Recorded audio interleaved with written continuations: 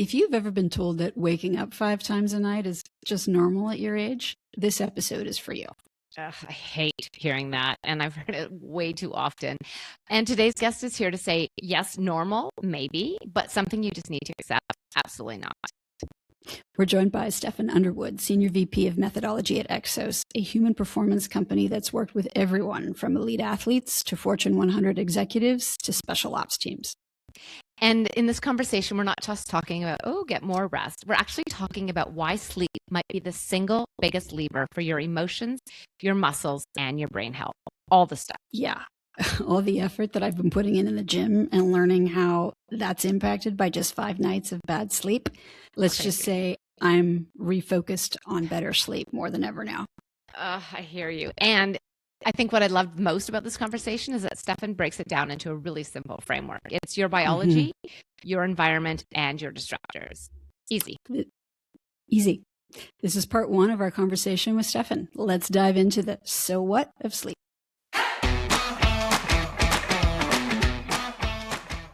This episode is brought to you by Endy, Canada's leading mattress brand, trusted by over 1 million happy sleepers. We often think of sleep as something we can sacrifice to get more done. But as you'll hear in today's episode, sleep is actually what helps everything else work better. It's when your brain consolidates memories and learning, your muscles recover and grow, your emotions reset, and your body prepares for the day ahead.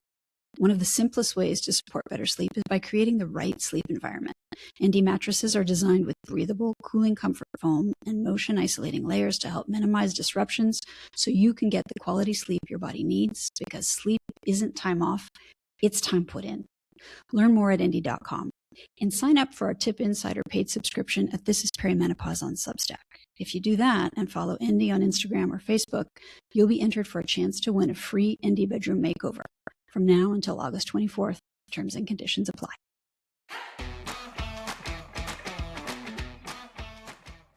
So, are we saying this correctly, Stefan? Stefan. I knew it was, I was like, oh my gosh, I'm going to get this wrong, so I'm just going to own it. Stefan. I dated a Stefan, Really? but I was in love with the Stefan, and he didn't give me the time of day. That's too funny. I married neither of them, but yes. little bit of high school here, history from Michelle. Too funny. Stefan, welcome to the show. We are so excited to have you here today. And I think we're here to talk about sleep and recovery and all kinds of amazing things. But before we dive into that, I'd love if you could tell us a little bit about Exos and your background and what you do at Exos, because I think your background is not what most people would expect. Well, first of all, thank you for having me on. It's really going to be fun. Let me tell you a little bit about Exos. Exos is a human performance company. We support humans. That's the simplest way I could put it. And when I say that, I mean all humans across all different walks of life. So we started as a company called Athletes Performance back in the late 90s. And so started in an elite athlete population. And we're talking about holistic high performance coaching. So dietitians, strength and conditioning coaches, physical therapists, et cetera, et cetera. And this is all based out of the US. We began supporting that population, but from the start, it wasn't about athletes. It was about supporting people. Our founder was never hell-bent on supporting just athletes. And so he created this idea of athletes performance. It was called a safe haven, a protective space for athletes. So not allowing in cameras, trying to put everything under one roof, a place for their performance. It was possessive plural, athletes performance, right? It's about them. He never put his name on the front door. And I love that. I think it speaks to the culture that we continue to have today. But put everything in one place so that we could have this integrated approach, this seamlessly integrated approach to supporting people. But very quickly, like I said, he was never about just supporting athletes. And so it expanded very quickly beyond just supporting athletes. And we are very prevalent in supporting military populations, special operations community, and we also support a lot of Fortune 100 companies and other organizations around the world with their corporate well-being strategies. So again, we really support any human that is seeking to bring their high performance to the moments that matter most. my role, I've been with the company for 15 years. Started as a strength and conditioning coach. That was my background, and my first degree was in exercise science. And moved throughout the company over the years. And now I'm fortunate enough to lead a team of diverse subject matter expertises. So I am our senior vice president of methodology. My team consists of brilliant individuals with, PhD in rehabilitative medicine, or sports science, or applied neuroscience, or dietetics, or on and on. And so we can sort of throw these fun human performance problems or thought questions on the table and really get different perspectives from all these professionals that are, again, brilliant human beings. And so that's what I get to do on a day-to-day now, and that influences the way we show up in all of those areas that we support people. So the work that my team does helps support our sport business, helps support, tactical business, and helps support our corporate business. So that's a little bit about Exos.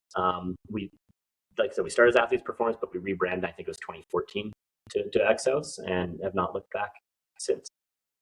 Amazing. That's very, very impressive. And when we first met, thanks to a brilliant physiotherapist that you and I have in common.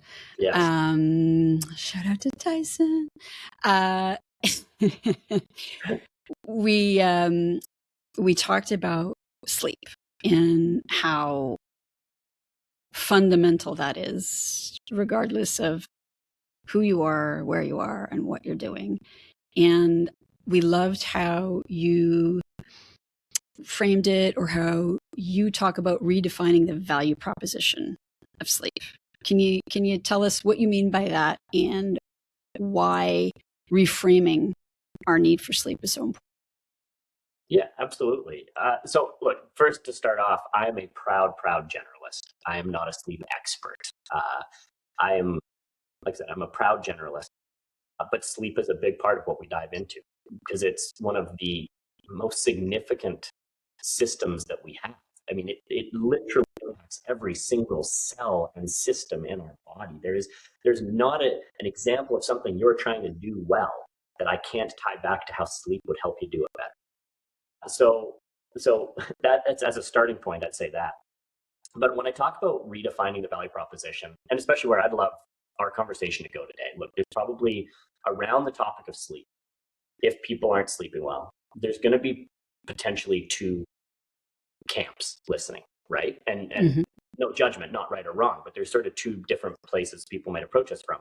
One is the person who understands the value proposition of sleep, desperately wants to sleep better, but is struggling to sleep, right?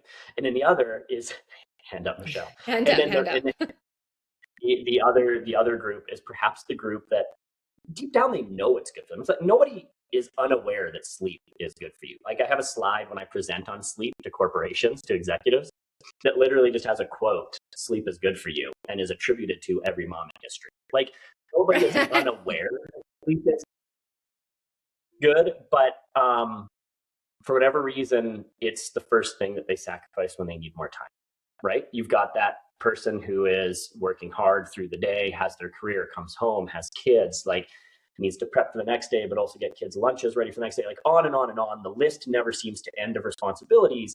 So even though they know sleep is good for them deep down, they make intentional choices to sacrifice their sleep. That's where I'll get more time from in the day. And so those are two different camps. The one that's like, no, like I hear you, and I'm in bed at the right time, and I'm doing all these things to try and protect my sleep, and I can't sleep.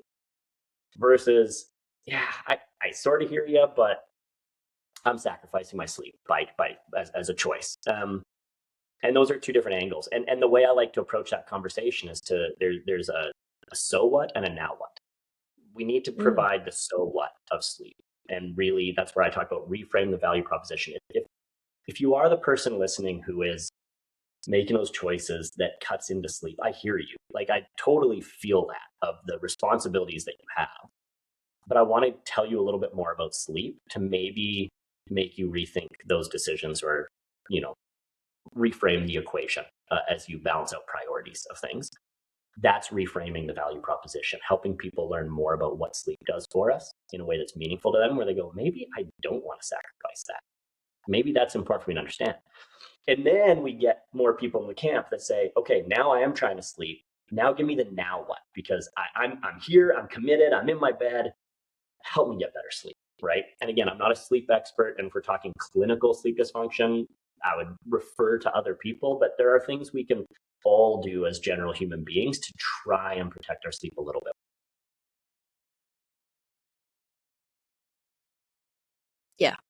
Yeah. So let's maybe talk about some of the so what, and what, especially in the context of a perimenopausal woman, what are the things that a lack of sleep is either contributing to or preventing? It's a great question. And there's such a long list. I've got to pick some of my favorites. Mm-hmm. But let's start off with a few things. So did you know, we'll play the did you know game. Did you know sleep is really where we manage our emotions, so to speak. So it's where we sort of consolidate emotional, moments from the day before.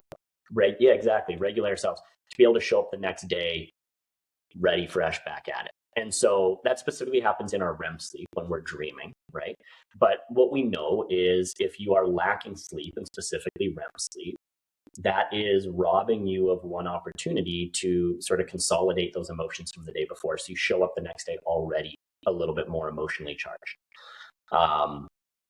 Interesting studies of how they figure this out show people really alarming images that aren't enjoyable to look at, and then send them off to sleep in a lab. Control group gets to just sleep and gets their REM sleep. Experimental group gets to go to sleep, and anytime through the polysomnography, anytime a person's about to get into REM sleep, they disrupt them just enough to make them not get into REM sleep. And so they wake up in the morning thinking they've slept, but they didn't really get any REM. And then they're asked to rate those emotionally charged images from the night before. And the group that get REM is much more disturbed by the images. They rate them significantly higher, versus the group that got REM sleep is able to consolidate that. It's like, it wasn't so bad. Wow. Okay, you just explained my morning though for me, because I had like a highly charged day yesterday.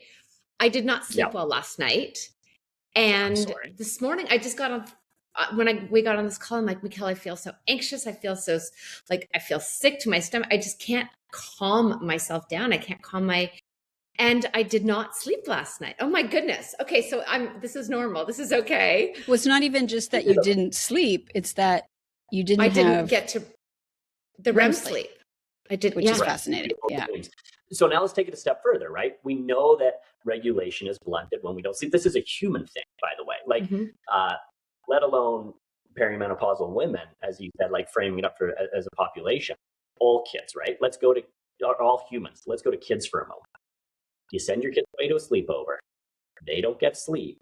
They are absolute nightmares the next day, right? They're just terrors, right? Yeah. And they're flying up at them. Think of any time a kid is acting out, what are the things we start going to? Are you tired? Are you hungry? We just get better as adults at maybe masking it, but we're still fighting an uphill battle. So it doesn't mean you can't emotionally regulate, but it's harder. And so now let's bring that back to the perimenopausal woman who perhaps has children, or quite often that stage in life corresponds with peak career, and they're stepping into maybe a new role with the highest demands and leadership. And they want to show that calm, steady leadership role. That's a real uphill battle if you're just that much more emotionally charged and want to fly off the handle and want to say the things you're really thinking in a frustrating moment, right? Where as a leader, you're like, I shouldn't say that. That's not good leadership. And so this is why it matters to get your sleep, right? Yeah. This is one of the ways we can reframe the value prop. Okay. That is a lot more compelling than if you don't sleep enough, you're going to be grumpy. Yeah, for sure. Right. And look, we can keep going, right? So let's look at why else we want to sleep. It's also where we learn things. So if we go to that woman who's in peak career right now, you look at AI, you look at the rate of change right now in today's world. When I speak with a lot of business leaders, like the one truth of the person who will get ahead, high performance in your career, is the one who can master new skills quickly, who can learn things, is adaptable. You can't have a conversation about learning without sleep. It's where we learn. In fact, anyone listening to this podcast, if we want to say how much did they learn, we can't give them a pop quiz after. We can't like send out the follow-up podcast test. Don't worry, there's no test. And say, here's your like what did the team talk about? We need to send it the next day. Because that's where we figure out what's gone from short-term into long-term memory, where we've actually learned it. Like sleep, learning takes place while we're asleep. That's where we also consolidate memories and learn things. And so if you're that person who is trying to pick up new things, be in an adaptable career, if you're cutting your sleep short, you are hurting your ability to learn, adapt, and grow with those new things. So is that happening in REM or in deep, or when is the learning happening? What stage? Well, actually, interestingly, it depends on the type of learning. So there's rote learning and conceptual learning, right? And so like rote learning and straight memorization tends to happen more in deep sleep. And then like conceptual learning and connecting concepts together happens in REM. So that's where we just tend to say learning and sleep are linked. There's different types of learning that take place in different stages. Yeah. And motor learning gets thrown in that window as well. Like if you're, when I talk with athletes, we're trying to like learn a new skill, right? Like motor learning and the way you move. If you're getting into the gym for the first time in your life and you're trying to like learn how to deadlift properly or squat properly, like motor learning and how we move our body, that also happens to sleep. That's where you start really refining those. That's crazy. Wild. In the context of working out, what about muscle, increasing muscle? So if you've been on Instagram for 5 minutes and you're over the age of 35, your algorithm is feeding you, you need to build muscle, you need to build muscle, you need to build muscle. You're going to be frail and old and break. And we do need, I'm sorry, I shouldn't be so flippant about it. No, we do. We need to take that seriously. So can we talk about, I have a trainer and he will say muscle is built in the 23 other hours of the day, not the hour. Obviously you need to go to the gym, but the really important stuff is what you're doing outside of the gym. So what is sleep doing in the context of muscle for those of us who are trying to, learn how to do a pull-up? Well, first of all, I like your trainer. Spot on and agree, right? The 1 hour that's the stimulus. You can't grow muscle without that. You need the stimulus, but it's the other 23 hours of the day where the recovery is taking place, where we are adapting to said stimulus, where we're seeing the changes to our body. Look, you're spot on. Before we come to the sleep piece, you're spot on. Of heavy resistance training is I'll say a critical piece of aging. It's critical for men and women. Like there's universal benefits as we look at aging, right? So like when you talk about heavy lifting, it combats muscle loss, it prevents osteoporosis, it preserves your balance, it boosts your metabolism. All of these things are the stimulus we're getting, and we don't get that with like light repeated weights. You don't get it in the same way if you're sort of that like endurance style light weights. You get it when you're lifting heavy. I'm talking like 75 to 80% of your 1 rep max and higher. Now that's true for men and women. Here's where it's unfair to women. I feel like a jerk saying it as a man. It's the cards we got dealt. But like men have call it like an off ramp, like a steady decline of our anabolic hormones. And as we age, like we're on like a consistent like shift downhill, like as a ramp, right? Women hit perimenopause and run off of a cliff, right? It's a much more abrupt, rapid hormonal change than what men are experiencing. So it becomes arguably, I know, I'm sorry. It's okay. It becomes arguably even more important for women to really get in that heavy resistance. You need that anabolic stimulus because the things that were preserving our muscle mass, which is such a key piece of the anti-aging process, we'll say, the things that preserve them hormonally are now gone. And so we need to like bypass that hormonal change and just still apply a stimulus that requires our body. We're still adaptable human beings. We're still adaptive systems. So we need that stimulus to help us adapt. Tying that back to sleep specifically, well, one of the number one things that sleep does to preserve that muscle growth is when you sleep, you get into that deep sleep, it is blunting your cortisol response. So a lot of people probably heard about cortisol. It is, if we play word association, I say cortisol, what's the word that gets said back? You say stress. Yes, it's a stress hormone. Now, look, that does not mean it's bad. Just to reframe that for a moment, if we had no cortisol ever, like that would be problematic. Part of our circadian rhythm, when we have healthy sleep cycles, cortisol rising in the early hours of the morning is part of what wakes us up. Right now, it's 10 a.m. my time as we're recording this. I actually have some cortisol. It's telling me this is a time to be alert, awake, productive, functioning. What I don't want is to be at 9 o'clock tonight, still humming high cortisol. Yes. And when we get into sleep, that's where our cortisol dips and drops, right? Cortisol is catabolic, the opposite of anabolic. Cortisol is not good for maintaining muscle. It is quite the opposite. And so we can think of sleep as a little bit of like a catabolic shield, like a shield against us being catabolic. So all the work you're putting in to build muscle and to put the stimulus on, and you, Mikkel, you go see your trainer, you spend some time, you sling around some heavy weight. If you're skipping sleep, you're going to, or if you're having poor sleep and you're waking up a lot, you're going to have more cortisol spikes, which is going to put you into more of a catabolic state than an anabolic state. Especially since, yes, our anabolic hormones are released during sleep. But to dispel a little bit of a myth, that doesn't automatically mean that you're building muscle while you're asleep, because you're also fasting while you're asleep. And we need nutrient intake and protein to have protein synthesis build muscle. So it's almost about creating that catabolic shield. When we sleep, we protect ourselves against any muscle loss while putting, hormones into the system that are going to be supportive of protein synthesis. So we mix the meal, like your trainer says, so another 23 hours a day. Throughout all of that, we're building our muscle. There was, I know we talked about this in prep, and I was like, let's go look at like literature to see if there's sort of a stat we can pull from peer-reviewed journal articles. And there was one that came out in 2020 that was fascinating, but there was an abundant amount of research on this. Like, so what would it mean to look at resistance training versus not resistance training if I sleep versus don't sleep? So again, reframing it. The person who's going, I'm going to go see my trainer, I'm going to get in the gym, I'm going to work hard. Well, sleep is where it pays off. What this study found, right? So human subjects were exposed to 5 nights of sleep restriction.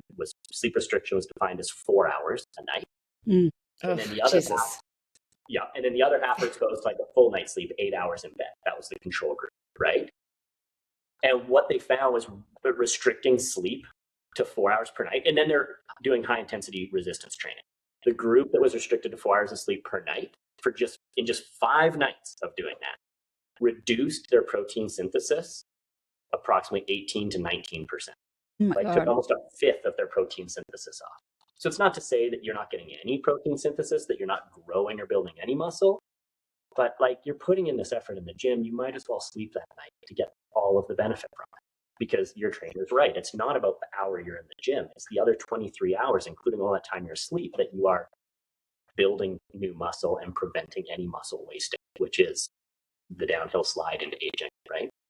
Wow. And so, sorry, was it conclusive then that there was also a difference in the amount of muscle that they built at the end, or was that just kind of something we can assume based on the protein synthesis? Yeah, so I mean, protein synthesis is the building of muscle, like myofibrillar protein synthesis is the technical term. Sorry. That is building muscle. Dumb it down for me. 18 to 19%, it means they had 18 to 19% less muscle. Less muscle. Oh my goodness. In just 5 days. In just 5 days. So what was the decrease of almost 20%? And you mentioned food intake, and we've had someone on to talk about what even one night of bad sleep does to your hunger hormones and signaling. So leptin and ghrelin. Hot mess. Yeah. So not only are you not building, you're building 19 to 20% less or 18% less muscle, 18% less muscle, and then your brain is saying, "Hey, let's have the Twinkies and Coca-Cola. Forget the scrambled eggs." And pull Twinkies out, Mikkel. That's impressive. I don't know. I don't even. That's like I don't know where that came from. I don't know. They do. I think they do. I don't know why I'm saying resistant to all things. So even if they don't make them, you can still get some from the 60s. You could probably, yeah. That food will survive a nuclear holocaust, right? Yeah. Cheese Whiz and Twinkies. Exactly. But you're spot on. And so now you're making the worst choices. And even though that's what your brain is telling you to go, like that's now what you're craving, you also remember have less regulation when you're short sleep, back to the first value prop. So you're more likely to give and be like, you know what, I'm going to grab the Twinkie.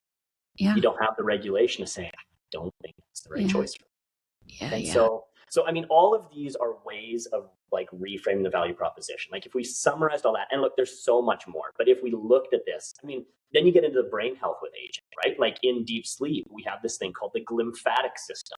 It bathes our brain. It's literally, everyone's probably heard of the lymphatic system, add a G to the front. And it's cerebrospinal fluid that during deep sleep, we're literally getting a bath.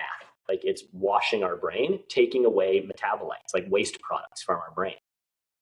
And so when you look at some of those waste products that are prevalent in people with neurodegenerative disease, okay, there's certain markers like tau protein, that's elevated when we have poor sleep, when we don't get deep sleep, because we miss out on that path to get away those waste products. So like even like physical brain health.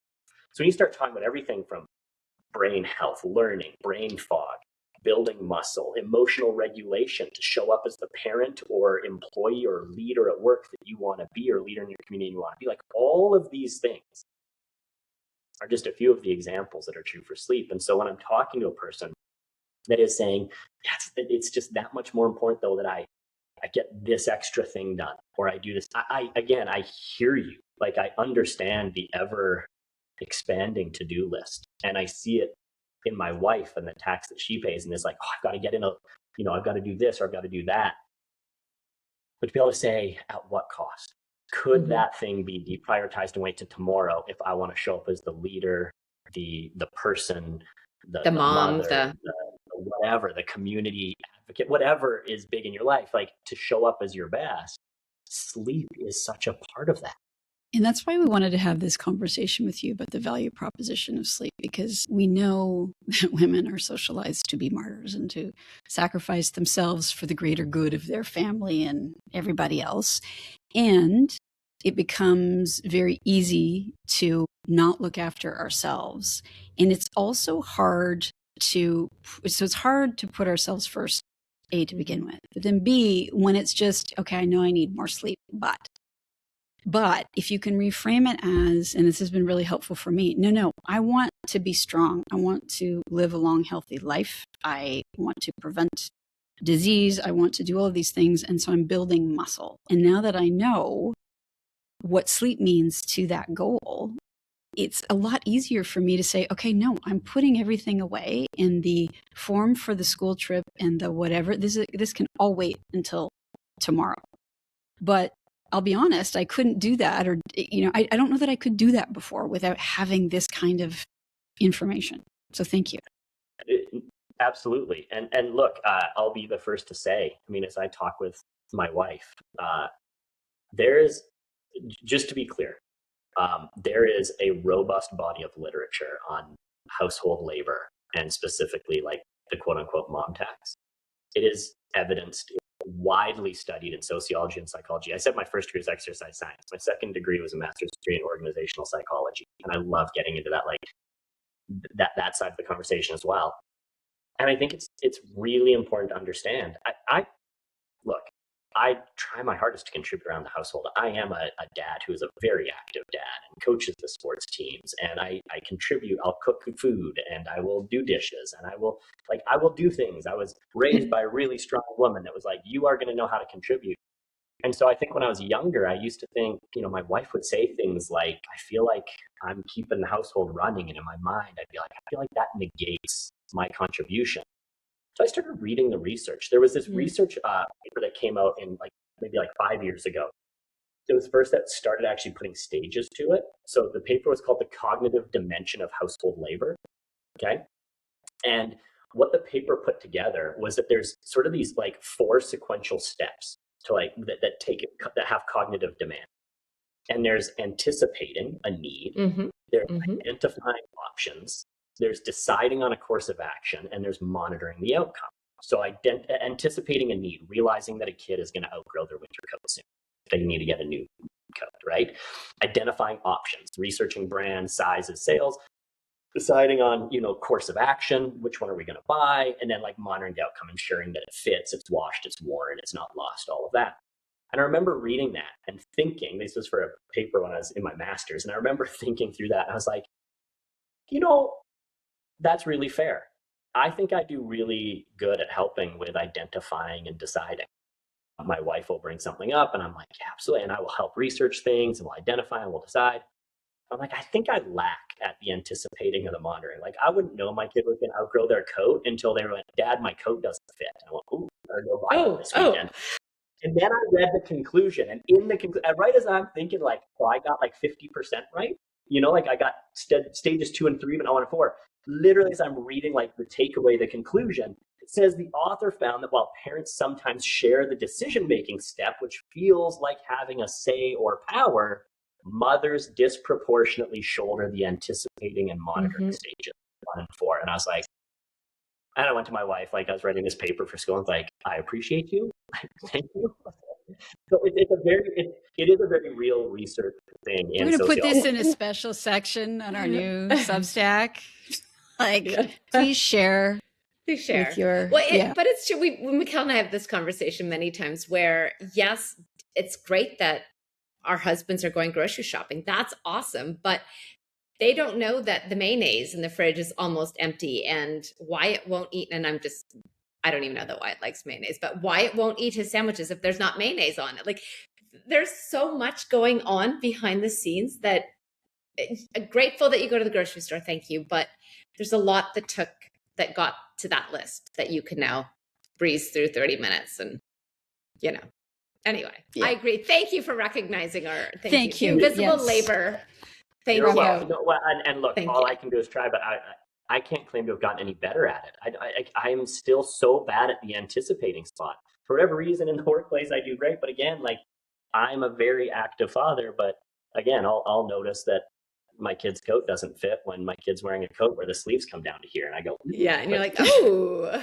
But that will never happen because my wife is anticipating. It's right. not, yeah, look, all I can say is thank you. But to bring it back to this idea of sleep, it's why I empathize with a sense or a feeling of a long to-do list, because it's like, well, if I don't do this, who's going to do it? And this needs to be done. Mm-hmm. But if we can come back to this place of the reframe, Mikkel, the why, like at the end of the day, we all want to hopefully live as long and healthy lives as possible, especially like if we're staying in this context of mom, tax, and parent, right? To like see our kids grow, to like see the people they become. And like, I'm not naive enough to think that we get to choose that. But as we look at all that, like that's the why we're doing it is for that. And we want to make our moments really, really last with our kids. And so many things like being able to be well regulated and showing up as the best version of ourselves, which none of us is perfect at. Like we all have those moments where like later we're like, hey, I wish I could do that one again. Yeah. Oh yeah. But more often than not, right? And all of that is bolstered by sleep. And so if you can have that reframe, it's like, I hear you that there's a to-do list, but getting to bed is so critical. So if we're in the camp of people that cut into the night and they're like wrapping things up, I've got some friends who are moms that are like, they'll be wrapping things up at like midnight, 1 a.m. and going to bed. And I'm like, you just need to sleep. Yeah. Okay. So I think everyone now is like convinced, like the so what is, it's been reframed, but now what? Now what? Please, like, tell us how to sleep. Wow. That more than covered the so what of sleep. It's not just important, it's everything. For sure. And this is why we're having Stefan back next week to share the now what of sleep. Be sure to follow us wherever you get your podcasts so that you know when the episode drops. Thanks so much for listening to the show. If you like what you hear, please subscribe and write a review, so more women can find us and get a better understanding of what to expect in perimenopause. This information is not intended as medical advice. The intent of this information is to provide the listener with knowledge to support more efficient and effective communication with their medical provider.